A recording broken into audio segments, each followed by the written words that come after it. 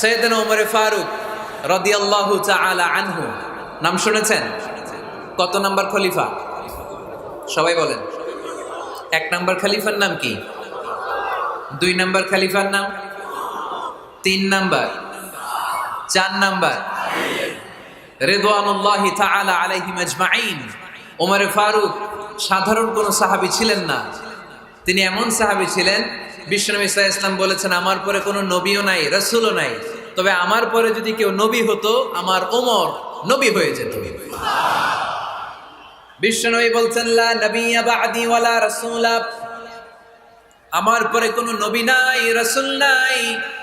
লাউ কানা বা'দি নাবিয়্যুন লাকানা উমর, তবে আমার পরে যদি নবী হওয়ার কোয়ালিটি আমার কোন সাহাবীর মধ্যে থেকে থাকে, আমার ওমরের মধ্যে সেই কোয়ালিটি আছে।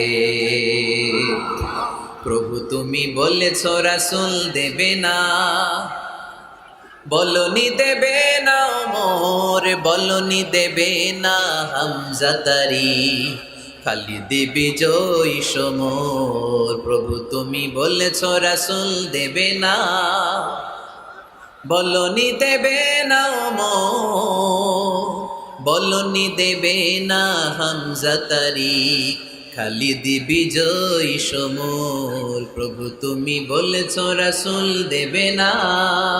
সুবহানাল্লাহ পড়েন।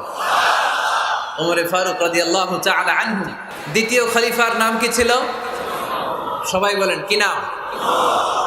সাইয়েদনা ওমর ফারুক রাদিয়াল্লাহু তাআলা আনহু। উনারে মুনাফিকরা খুব ভয় পেত। কারা? মুনাফিক চিনেন তো? ভিতরে এক বাইরে আরেক, তার নাম?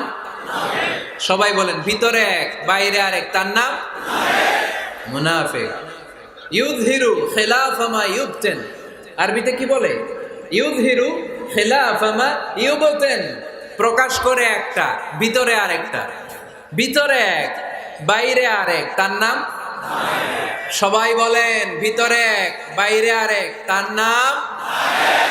আমরা কি মুনাফিক হতে চাই?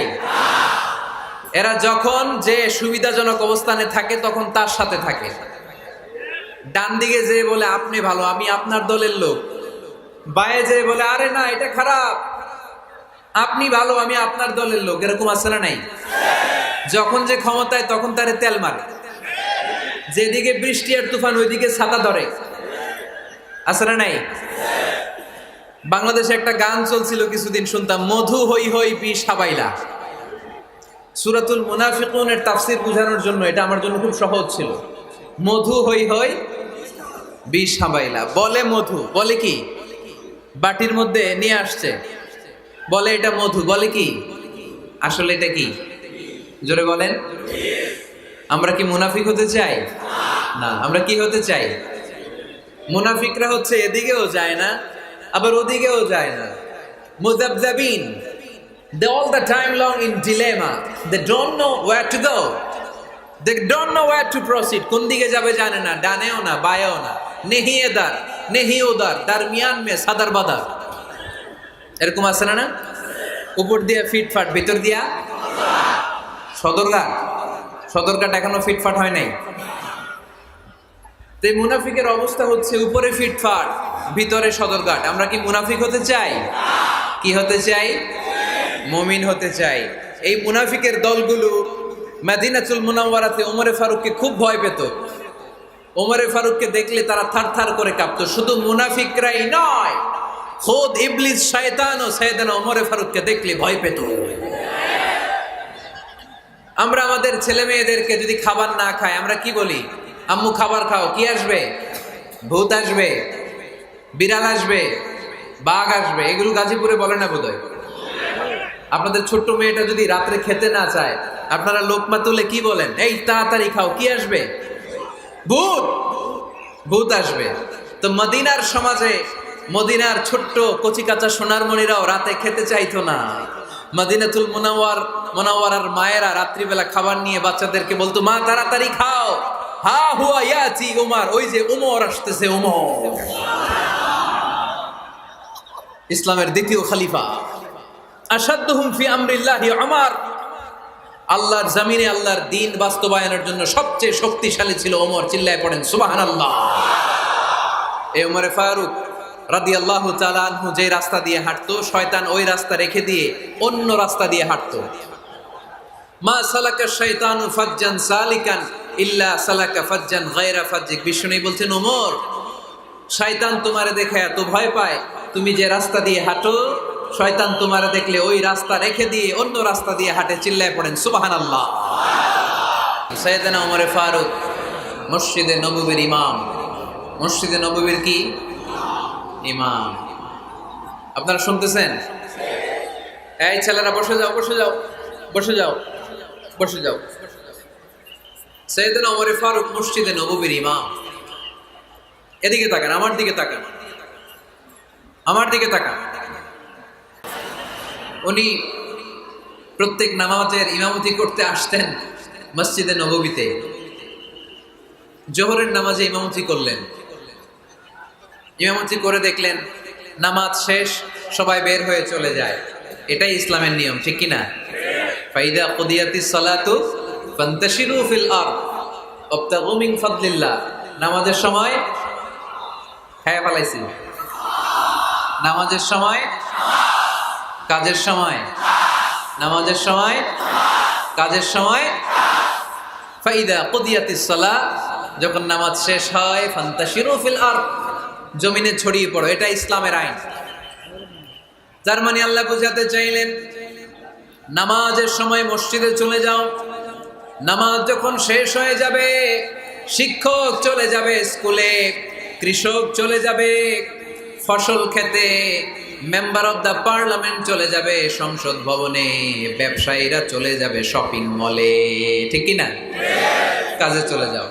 ওমর ফারুক নামাজের ইমামতি করিয়ে নামাজ শেষ করলেন, সবাই চলে গেল। ইয়ামান দেশ থেকে আসা কিছু লোক গোল হয়ে বসে আছে, জিকির আজকার করে, ইবাদত করে। এরা যায় না। এরা কি করে না? যায় না। আসরের নামাজে সাইয়েদনা ওমর ফারুক রাদিয়াল্লাহু তাআলা আনহু নামাজের ইমামতি করলেন। নামাজ শেষ, সবাই চলে যায়, এরা যায় না। মাগরিবের নামাজের পরেও এরা যায় না। এশার সালাতের পরেও এরা যায় না। এশার পরে উনি ধরলেন, মা বালুকুম মা খাতবুকুম, হোয়াটস রং উইথ ইউ ম্যান? তোমাদের কি সমস্যা? জোহর, আসর, মাগরিব, এশা প্রত্যেক সালাতের পরে সবাই যার যার কাজে চলে যায়, তোমরা যে যাও না? বাড়ি কই? বলি ইয়ামান। তো বসে থাকো কেন? কি করো? কই জিকির করি। কি করি? কি করি? জিকির আজকার করি, তাসবিহ তাহলিল করি, ইবাদত করি। তো তোমরা যে যাও না, তোমাদের খাবার দেয় কে? খাবারের ব্যবস্থা হয় কোত্থেকে? তারা বলল, আমাদের জিকির দেখে, আমাদের বুজুর্গি দেখে আশেপাশের লোকেরা পাতিল ভরে খাবার নিয়ে আসে, ওই খাবার আমরা খাই। নাহনু আল মুতাওয়াক্কিলুনা আলাল্লাহ, আমরা আল্লাহর উপর তাওয়াক্কুল করে এখানে বসে থাকি। উমরে ফারুক বললেন, সর্বনাশ, তোমরা যদি মুতাওয়াক্কিলুনা আলাল্লাহ হও তাইলে কেমনে হবে? তোমরা তো মুতাওয়াক্কিলুনা আলাল্লাহ নাও, তোমরা হচ্ছে আল মুতাওয়াক্কিলুন বা'দুকুম আলা বা'দ, আল্লাহর উপর তাওয়াক্কুলকারী নয়। তোমরা যারা পাতিলের মধ্যে করে খাবার নিয়ে আসে তাদের উপর তাওয়াক্কুল করে বসে আছো, ঠিক কি না? তোমাদের জিকিরও চলে, আবার মাথায় টেনশনও চলে। পাতিল কি ছোট আসবে না বড় আসবে? খাবারে আমার ভাগেরটা থাকবে কি থাকবে না, টেনশন আছে না নাই? কারণ অন্যের উপর নির্ভরশীল।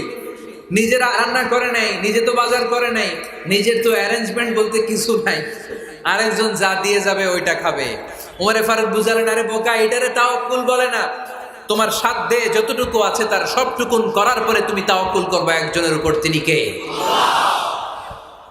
এক সাহাবী বললেন, ইয়া রাসূলুল্লাহ, ইয়া হাবিবাল্লাহ সাল্লাল্লাহু আলাইহি ওয়াসাল্লাম, আমি অনেক দূর থেকে সফর করে এসেছি, এই যে আমার ওটের রশিটা, এটা ছেড়ে দিয়ে যদি আমি ঘুমিয়ে যাই, আল্লাহর উপর তাওয়াক্কুল করি, আমার ওটটা বসে থাকবে নাকি?